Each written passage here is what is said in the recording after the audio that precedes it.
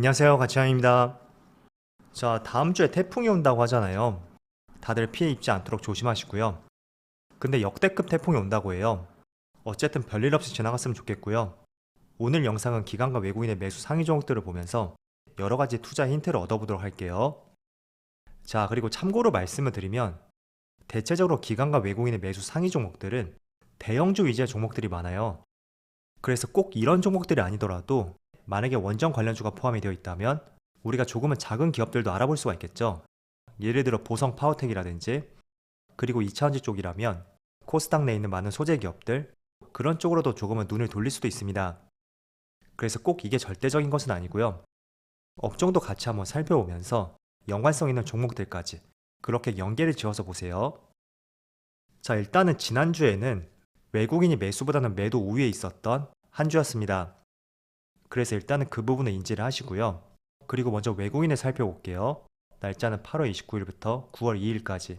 일단 1000억 이상 매수했던 대표적인 종목이 두산에너빌리티하고 LG에너지솔루션, 기아, 현대차, 이렇게 4종목이 포함이 되어 있습니다.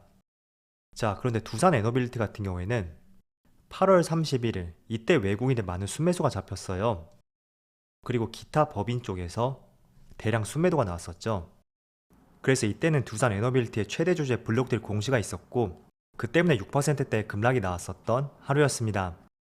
그리고 블록딜 평균 가격이 2만원 초반대로 알고 있거든요.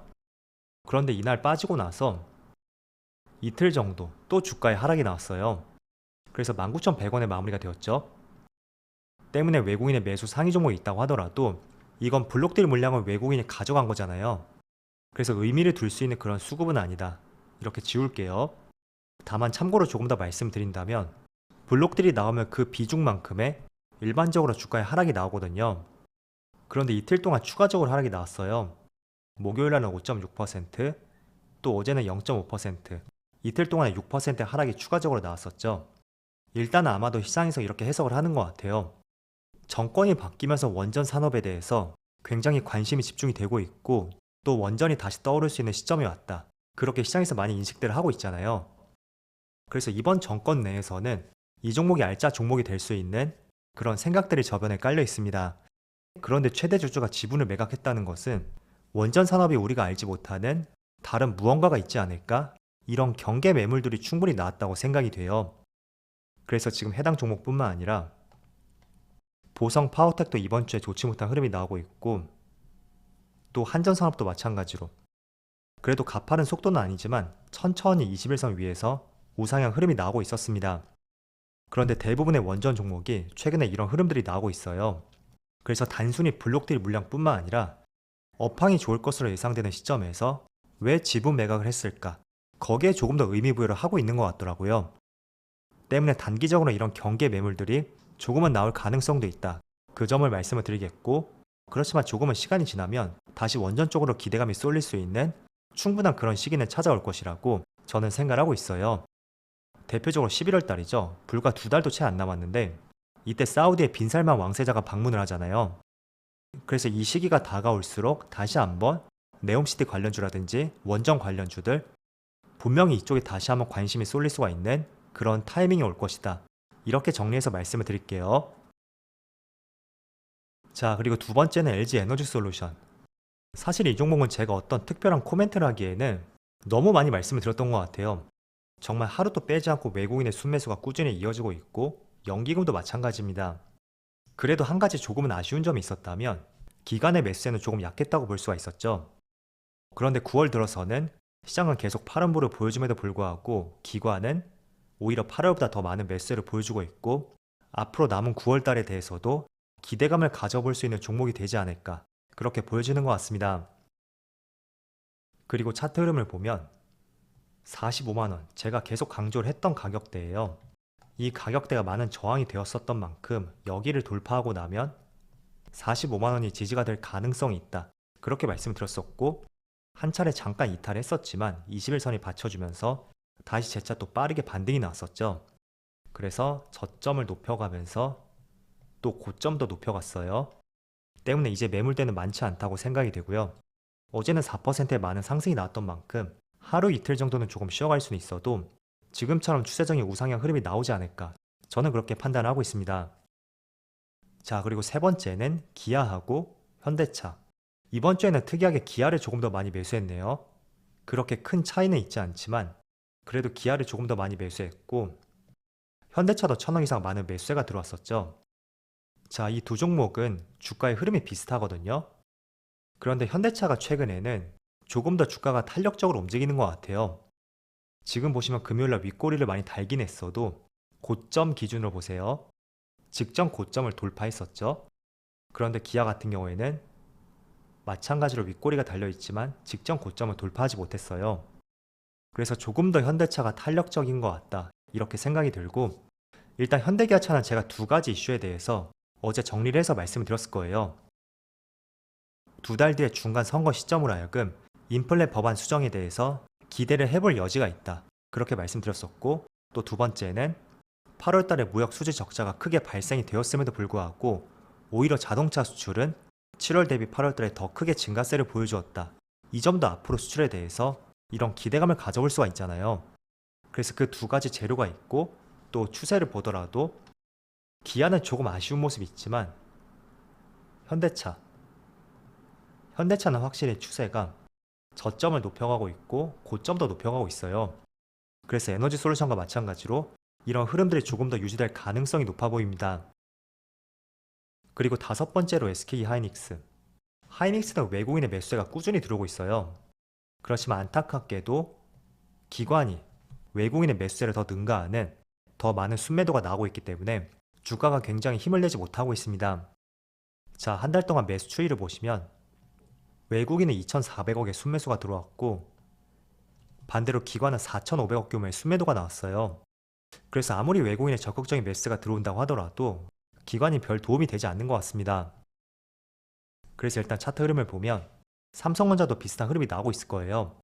그런데 관건은 21선과 61선, 여기를 돌파해야 되거든요.